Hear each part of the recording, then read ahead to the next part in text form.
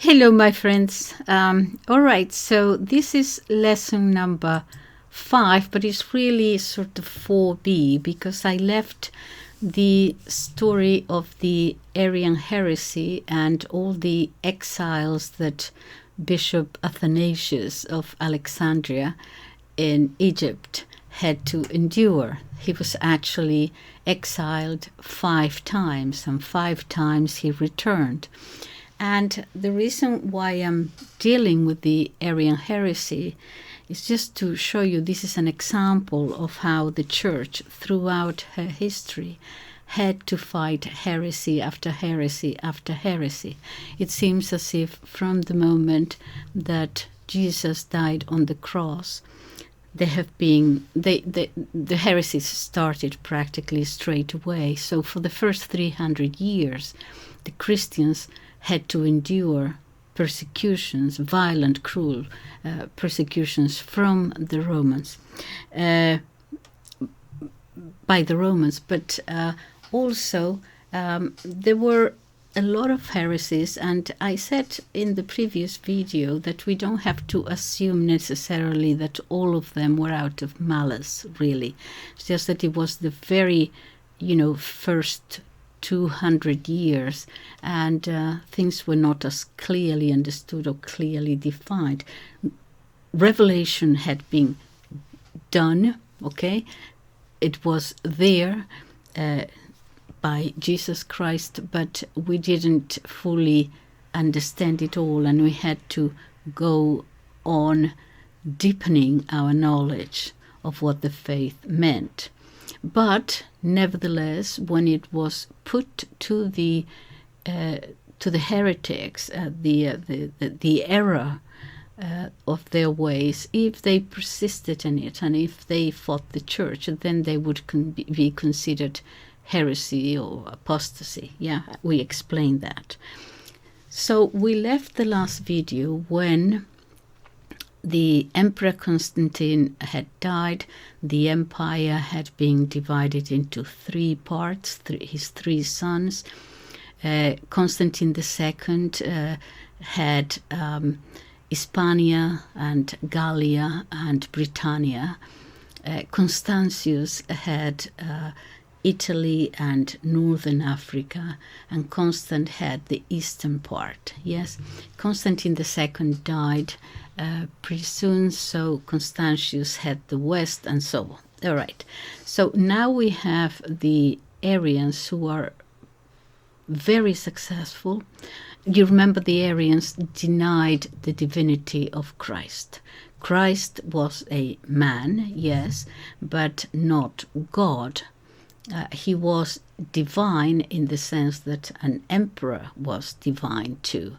They denied the divinity of Christ. Now, the church had to fight against it. I gave us an example that if you say, for example, in Islam, that the Holy Prophet Muhammad was not really a holy prophet, but he was an inspired man, that would be blasphemy. Yes, heresy. And so they would have to say, no, that is not our religion, that is blasphemy. You can perhaps not believe it, or you can go and found your own religion, but that is not Islam. Okay, the same with the Jewish religion. Okay, so to say that the Son of God incarnated for an Orthodox Jew obviously is blasphemy. So they would have to, if you put it to them, they will say, no, this is not Judaism. So in the same way, the Catholic Church had to fight this heresy, saying, no, this is not dogma, this is not the faith that we were taught by the apostles, and so on. Okay, so because it was so difficult at the beginning to understand that Christ, the incarnation, okay, there is a famous letter by, this will be a few years after, but by an African bishop, Antoninus, who tries to explain it to the ordinary public. And he's trying to explain the Trinity, which is not easy. And he says, well, in the same way that, for example, in order to strum the zither, you need three things. This is the way he was explaining it to people like us. You need three things. You need art, and you need the hands to strum it, and you need the strings. The three of them cooperate in creating a sound, but only the strings actually are the ones who produce a sound. He explains it beautiful. I could understand it. I thought, my goodness, I'm understanding the Trinity for the first time. No, but this was this thing about the divinity of Christ was a difficult one, and the Arians made it and explained it in such a way that it would make it much more palatable to ordinary people. It was easier to understand. Look, Christ was not God, which means that you can actually follow Christ because he was a human just like you and me, and we can imitate him. It's easier to imitate him because, how are you going to imitate God? No. So, it became very, very popular, and it would be a heresy that lasted for a whole of 100 years. Now, what was happening then? All right, so at the time, the Pope was Julius I. Julius I calls a synod. They are calling synods all over the place all the time. A synod is a local kind of council. Okay, so you will have the synod of Egypt or the synod of Jerusalem or the synod of. Okay, it's a local council.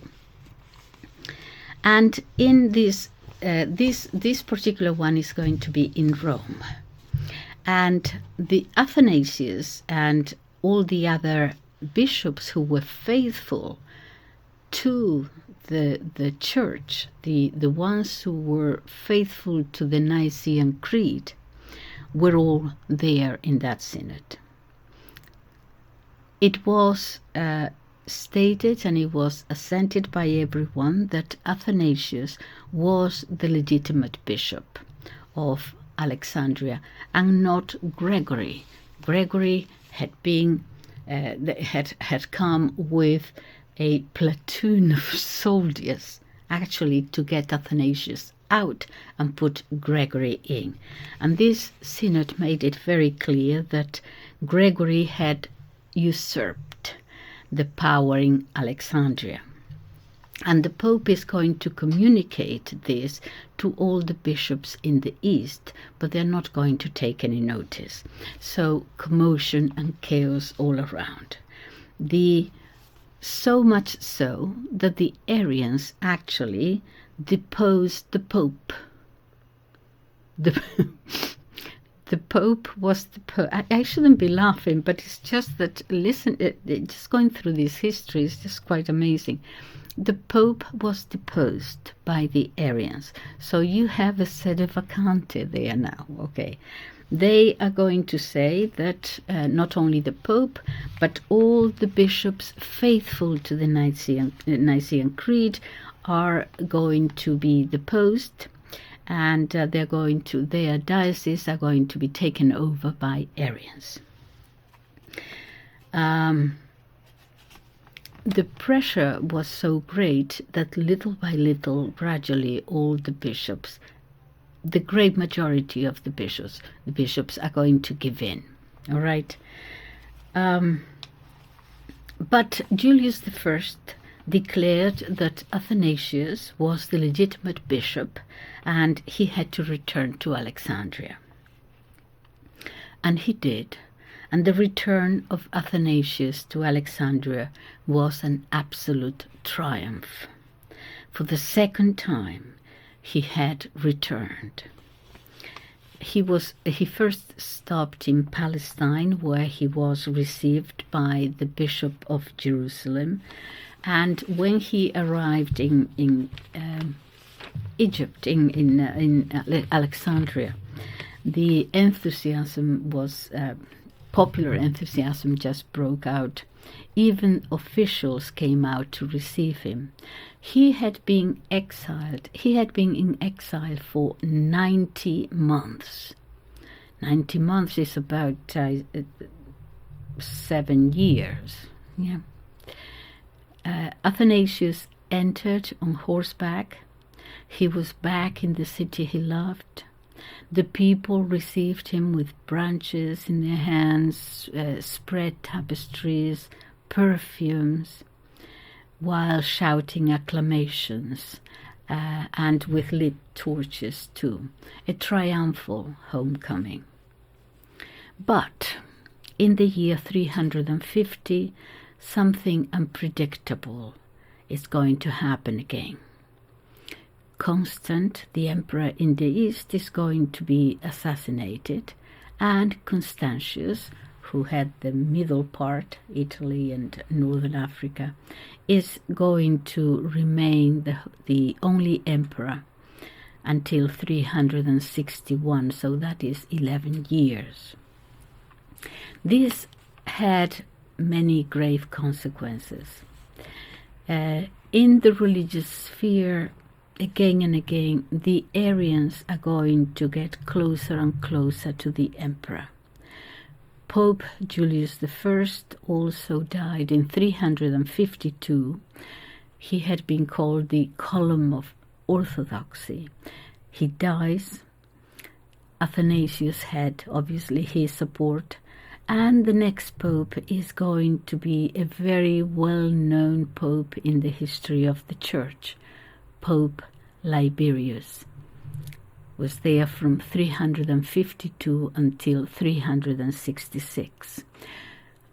Why is he important? Well, he was not as strong a personality as Julius I. Liberius was weak and timid, perhaps simple, perhaps even a little bit mediocre. He was afraid of the heretics, of the power that they had now. So immediately the Arian heretics are going to turn to him and again are going to begin accusing Athanasius of all kinds of slanders, as we saw in the last video. They were telling him that the Athanasius insulted the emperor, but at the same time, nevertheless, the bishops in Egypt are going to be with Athanasius. Liberius is going to try to resolve the issue again by calling a new synod. And the emperor accepted the idea. You know, in politics they say when you don't want to resolve something called, a commission of inquiry. So they were having synods all over the place all the time. Athanasius is going to be exiled for the third time, and this is in the year 355. Another synod in Milan, in northern Italy, is taking place with the assistance of more than 300 bishops from the West, and again the Arian heretics are going to ask for the condemnation of Athanasius, which is a request that the Emperor Constantius is going to support. In addition, all the bishops are now going to be prohibited from receiving communion. They would say communicating with Athanasius. So what you see here is that Athanasius was a sort of, he was always put there, Athanasius is, they were obsessed with this bishop. he's going to become, not that he wanted to, but he's going to become a sort of a bastion that made everyone uncomfortable, because he continued to maintain, sometimes just by himself, that Arianism was a heresy. He would not give in, he continued to say that, while others were willing to just go along to get along. He was not actually inventing anything. He just was defending the faith, defending the Nicene Creed, what had been agreed at the Council of Nicaea. He wasn't mad, he wasn't doing anything different. He was just maintaining what had always been the Catholic faith, and against Arianism, until Arianism raised its ugly head. I'm going to show you what some fathers of the Church were saying at the time, the few that were still faithful to the faith. Saint Gregory of Nyssa, for example, has very harsh words to say about the bishops who were quiet. He said, quote, "I feel inclined to avoid all bishop conferences because I have never seen one conference that led to a happy result, or one that had remedied existing ills, but rather aggravates them. The pastors acted like fools because, except for a very small number, everyone gave in to the circumstances, the only difference being that some succumbed earlier and others took a little longer. Some were in the first line of champions and leaders of impiety. Others joined the ranks of soldiers in battle, defeated all by fear, based on their interest for flattery, and what is even more inexcusable, by their own ignorance." That is Saint Gregory of Nyssa. And what did Athanasius do now? He refused to abandon his diocese. For the third time he was being expelled, and once again he refused. And Athanasius, because of this categorical refusal, on February the 9th, in the year 356, an army of 5,000 soldiers was sent to get him out by the emperor, to get out a defenseless bishop. And these soldiers willing to seize by violence, really, this defenseless man. He took refuge in the church, and he himself wrote this. He wrote it himself, and Athanasius, and I'm going to read it to you now. In his biography, as it were, he wrote many books. I will mention them in a little while. But he says, it was at nightfall, and there were people who were watching in the church, waiting for the soldiers. General Cyrus suddenly appeared with his soldiers. They numbered more than 5,000, ready with unsheathed swords, bows, and spears, and arranged them all surrounding the church, so that none of the people in the church could come out and be able to escape. If they came out, they wouldn't be able to escape. I, who didn't think it was just to abandon my people, in such a disaster. I opted to expose myself to danger first. I sat down in my headquarters, in my see there, and I asked the deacon to read the psalm that says, "The mercy of the Lord is great for all the ages." Then I asked the people to respond and then each to go home. The general then impetuously entered the temple.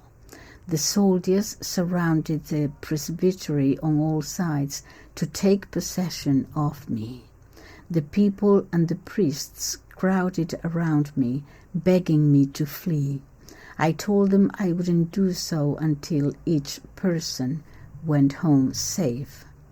Then I got up and prayed to the Lord, and then I ordered them to leave. I'd rather be in danger than seeing any of you being mistreated. Several of them managed to leave. Others were getting ready to do so, and when some monks and some priests went up to where I was, desirous to get me out, I testified that this was totally inappropriate of the soldiers to be there, and despite so many soldiers surrounding the presbytery, despite those surrounding the church as well, I left under God's leadership and escaped without being seen. I was glorifying the Lord because I had not betrayed my people, for having placed them first in safety, and I had been able to save myself and removed myself from the hands of those who wanted to take me prisoner. I was, I believe, miraculously saved by divine providence. This was his third exile. It was to last 6 years this time. They would banish him, and every time they exiled him, they would excommunicate him again and again, and then call back. So I just want to point out the fact that even though he is now a saint, he is a saint who had been excommunicated many times, albeit by the heretics. Most of this time he spent with his friends, the monks in the desert, the hermits. And that is where he's going to write his main works. 6 years in exile, and he wrote the Apologia to Emperor Constantius, for example, where he is refuting all the slanders and calumnies that the heretics had accused him of. He also wrote the Apologia of My Escape, where he tells us what happened. Also the history of the Arians, addressed to the monks, contra Arians. All great works, especially that famous one about the life of Saint Anthony Abbot, a great father of Eastern mysticism, the one most read today. And that is where he explains in greater detail about the incarnation of the Word, the incarnation verbi.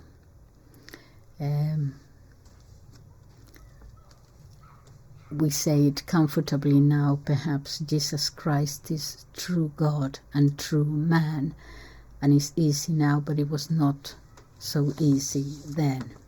It was in this book about the Arians, contra Arians, where after calling Constantius, the emperor, a precursor of the Antichrist, he's going to attack very harshly and very straightforwardly all the bishops.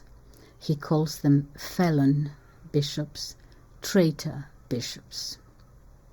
And he says this is Athanasius.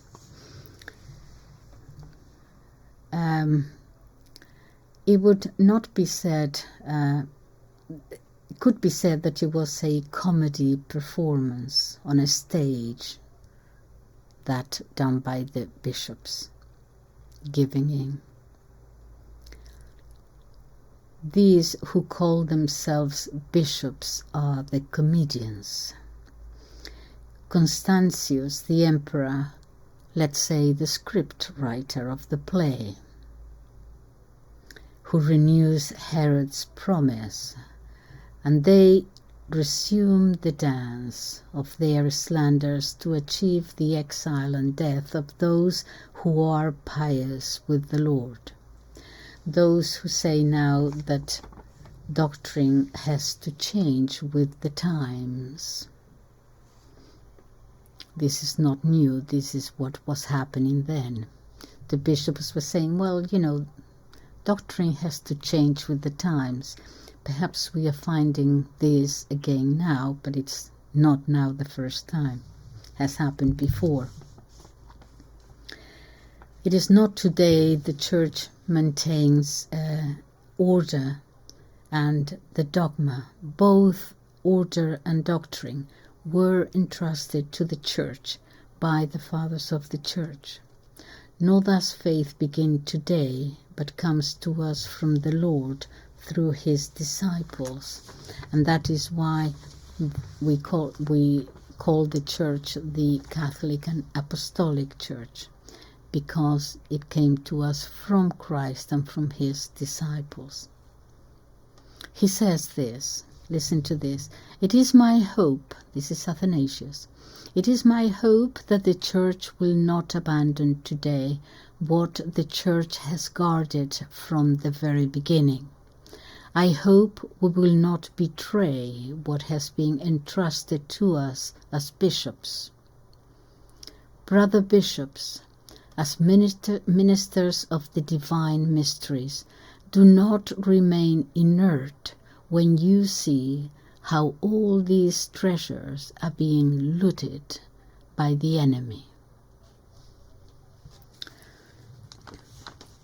So, 356.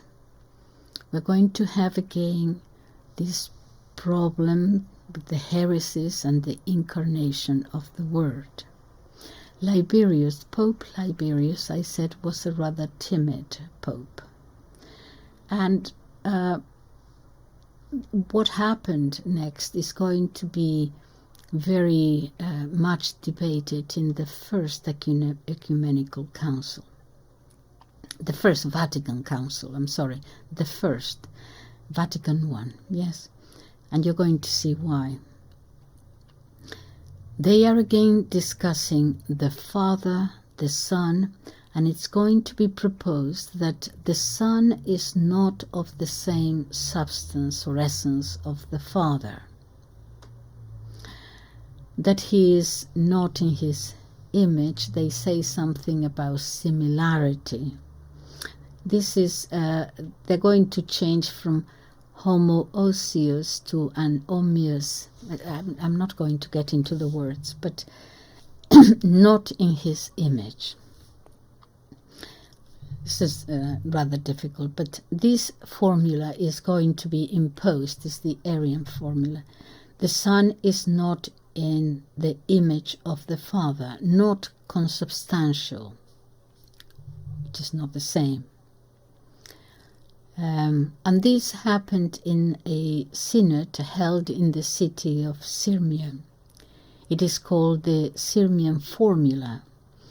Liberius, quite vulnerable, he was not actually Arian himself at all. He was faithful to the Catholic Church, to the Catholic faith, but he didn't want to sign that at the very beginning. He didn't want to confirm that formula. So they're going to send him the emperor is going to send an ambassador to him to force him to sign that formula, and they want him to readmit all the Arian bishops into communion with the Catholic Church. Liberius is going to refuse this, and he did refuse it for quite a while. He doesn't want to sign it. He knows it's wrong. And so the emperor is going to arrest him, and he does arrest him. takes him prisoner to Milan, which is where he was at the time. And there in Milan, the emperor is going to interrogate the Pope. And again, Liberius is going to continue to say that he cannot possibly sign that formula. And so he's going to be exiled to Thrace, where he's going to be in exile there for 2 years. And finally, the same thing is going to happen to quite a few other bishops. For example, Hosius, who wrote the Creed, he was also exiled. But by now, after 2 years, Liberius, tired, feeling dejected, under pressure by not only the emperor but the Arian heretic bishops, is going to give in to those pressures. Some letters have been preserved where Pope Liberius actually condemns Athanasius, and he is going to accept communion with his own adversaries, the Arians. He's going to sign that formula of faith, which is Arian, really. Sirmium is the famous, as I said, is the famous Sirmium formula. And then he's going to be allowed to return to Rome. But the price was very, very high. The enemies of the Church are going to be very pleased and highlight this personal surrender of Pope Liberius. And this is something that is going to be debated in Vatican I, because that is when they dealt with the infallibility of the Pope. And so many theologians, Busway, many are going to say, is this wise? But of course we have to, as I said in another video, we have to understand that that is only when the Pope is officially ex cathedra speaking. And I said that in the last 250 years that only happened twice. And actually 3 times, because the third one was dealing with this subject. But many are going to say that he was not actually speaking ex cathedra. He fell into heresy, perhaps not so much in order to deform the faith, but out of his own personal weakness. But in any case, he was not speaking as Pope. There is a huge debate about this. Okay, but I'm not going to deal with it now. But it doesn't seem that he actually. Many argued that it was out of weakness. He wasn't actually trying to change doctrine or to teach falsely. Or anyway, but by now, bear in mind that the most of the dioceses of the sees of the bishops of the most important cities are now Arian. Alexandria, Antioch, Constantinople, Caesarean Palestine, Milan, they all now have Arian pastors, convinced of the Arian heresy. The majority of pastors in the church, bishops and priests, were now Arian. This is 30 or 40 years after it started. From here we have the third letter of Athanasius in his third exile, when he writes to the faithful of his diocese in Alexandria, who the people are being governed now by a usurper bishop. This is his letter, one of the most important parts. He says, and I quote, "Brothers, may God comfort you. I am aware that not only are you saddened by my exile, but above all by the fact that the others, the Arians, have taken over the temples and the sees, yes, by violence, while you have been also expelled from them, from the temples. Consequently, then, they are in possession of the sees and the temples. You, on the other hand, possess the tradition of the apostolic faith. And here comes his famous saying, you have the temples, we have the faith. You have the sees, the diocese, we, the people, have the faith. Very famous, this sentence. He continues, they settled there, but those who are nevertheless outside the true faith, and you, who are excluded from those temples, remain faithful to the faith. Let us face what is more important. Let us face what is more important, the temples or the faith. And it will become evident, of course, that faith is more important. Therefore, who has lost more, or who has more? One who has the place, or one who has kept the faith? The place is good, certainly, since there is where the faith is preached. Then, yes, as long as the Holy One is there, of course. You are joyous you should be joyous who by faith remain inside the church. Based on the foundations of the faith who remain in you, and that faith is, he says, unconfused. Or inconfused, not confused.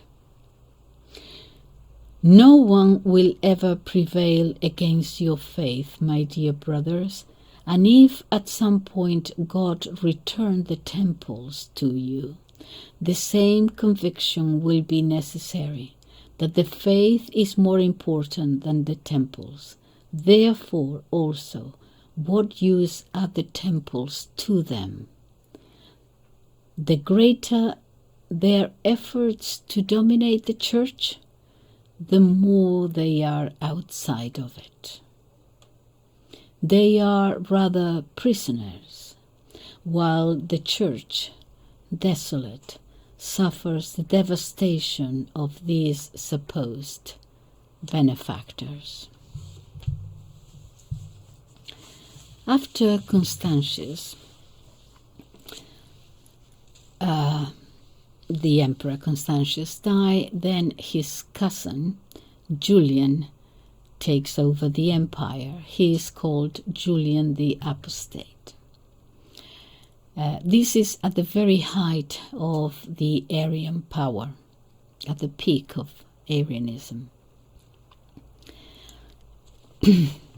Now, if we were living at the time, we would say we better just switch the lights off and go home. I mean, the emperor is why an apostate? Because he wanted to return Rome to, first of all, Judaism, and he is going to try to rebuild the temple there, but all manner of problems were occurring. Some say miraculous, in that they couldn't build it. The emperor got the architects, the construction workers, everybody was in place, and then suddenly fires would occur. Well, those could be due to many things, but winds and storms, and they were just not even capable of starting to build that temple. All kinds of problems. But also then he decided to forget that and he wanted to go back to the pagan gods. The empire had problems. That probably was due to the fact that they had abandoned the pagan gods, so let's go back to the pagan gods. Okay, so that was Julian, the emperor. So, the emperor, an apostate, most of the most important dioceses in the hands of heretics. The Pope himself giving in. It couldn't get any worse at the time. And John Henry Newman, yes, from the Oxford movement, 19th century, converted to Catholicism, and he brought to England the Oratorians. The great John Henry Newman, he wrote, "At this time, the cause of truth was at its lowest point. The Latins, meaning the West, had ended up submitting to a non-Catholic creed. The Pope had surrendered. Athanasius was in exile. The Arians occupied the most principal Episcopal Sees. Then Julian proclaimed himself emperor in his native city of Constantinople. So everything, it was practically, that was it. The church it's over. But then there is a fourth return of Athanasius, a very brief one. Unexpectedly, Julian, the apostate, allowed him to come back from exile. Why? Both, not only him, but all the other bishops faithful to the Catholic faith, to the Nicene Creed, he allows them all to come back, even though it seems rather strange. There is going to be a period, a very brief period, of a Catholic comeback. Some historians ask, why did Julian allow this if he wasn't at all interested in this, in the Christian faith? Some say that by allowing this, he was looking for actually, it was rather perfidious, that he was actually looking for a confrontation, an open confrontation among Christians. The old trick, just divide and rule. And he wanted it all to come to the fore. Since he was trying to go back to the tradition of the old Roman gods, it would be much easier if the Christians now were fighting amongst themselves openly. In fact, however, as soon as he realized that the opposite was taking place, that this measure actually, instead of provoking more disputes and more violence, it actually promoted more unity in the faith, because the faithful would come to the original bishops. In other words, his decision backfired. And so he published an edict in the year 362, and Athanasius is going to be exiled again for the fourth time. This is from, I quote from the history books, Athanasius fled in a small boat, cunningly evading the pursuit of the emperor's ships, since he didn't want the authorities to know his place of residence in exile. One day, the small boat was going up the Nile when behind him he heard the sound of oars. There were Julian's henchmen who were looking for him. His traveling companions began to get scared. Athanasius said, "Don't worry, let them do it. Let them come to us." He said that calmly. He made them look on board the ship heading towards the Oh yes, and he made the ship go towards the official ship. Then the Romans asked, "Have you seen Athanasius?" "I think so," Athanasius replied, changing his voice. The Romans asked, "Is he far?" He said, No, he's actually very close. Row as hard as you can and you will reach him, no problem." And they did, and passed him, and so he managed to elude them again. This would be his fourth exile. Very brief, in fact. In the year 363, 1 year later, Julian dies, and Athanasius will be able to go back to Alexandria, only to be exiled again. At the death of Julian the Apostate, we have Emperor Valente, who is also favorable to Arianism, as all of them were at this time. And seeing that Athanasius was back in his see, and converting, doing a good job of converting heretics to the faith, in the year 366, 59 Arian bishops approached Pope Liberius, and Liberius agreed to admit them to the church. Valente is going to exile him for a fifth time, this time only for 4 months.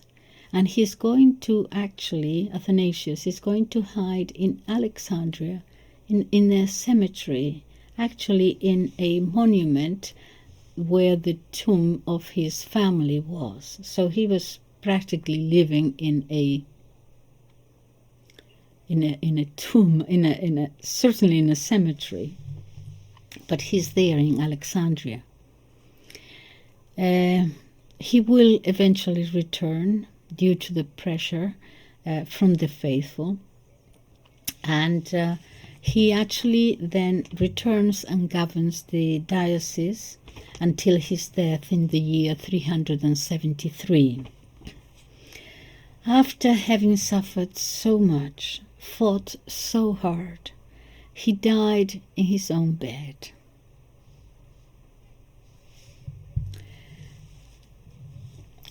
In the Mass before Vatican II, it was read of his life. His life was martyrdom, his rest at the end of his life joyful. These were difficult times for the bishops, faithful to the Nicene Creed, to the Catholic truth. Not all of them had given in. A few had retained the faith, but the majority had abandoned the church. St. Gregory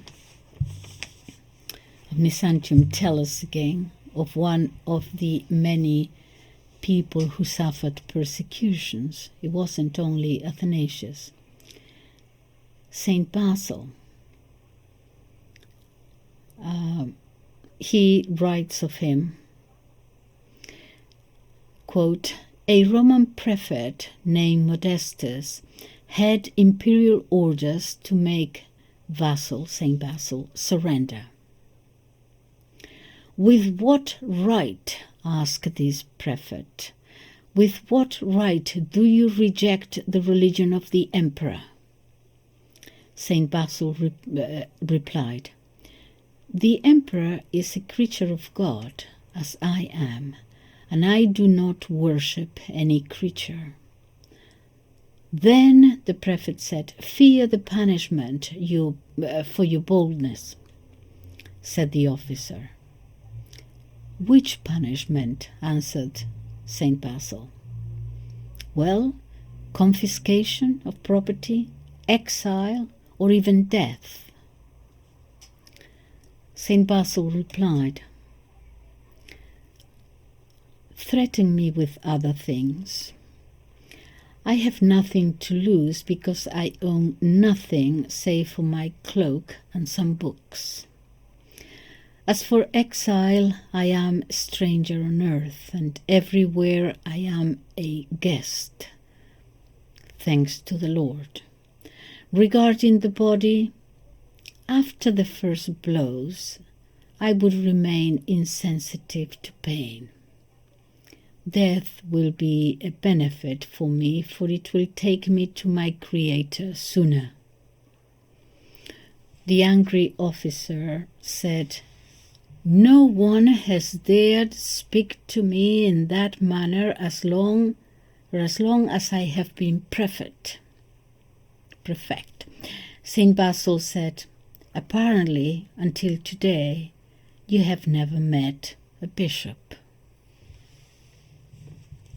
So peace will eventually come in the year 379.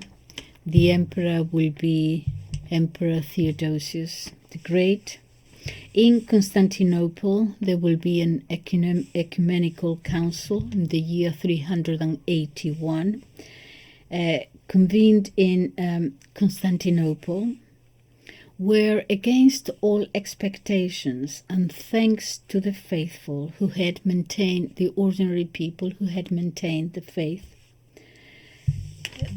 of the Council of Nicaea, it will be possible now in this Council of Constantinople to add to the credo, to the original creed, what we say about the Holy Spirit in the credo.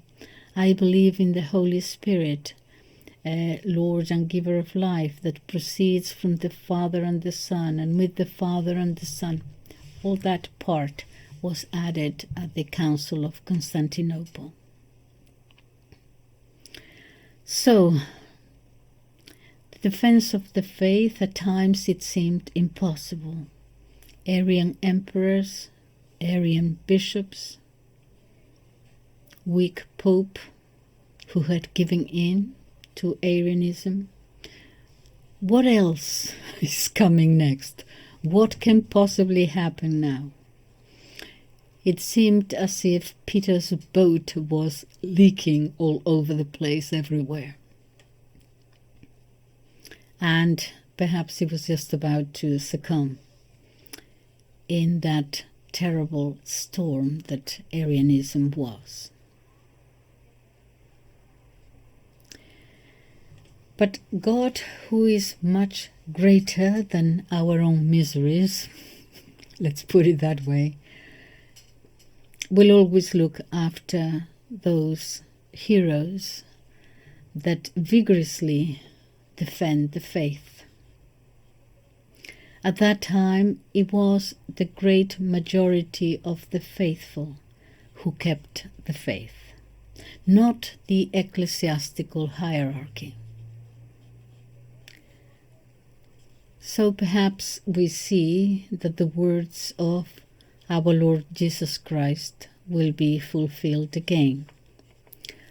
The doors of hell will not prevail against the Church. I leave it there. Thank you for listening. Bye-bye.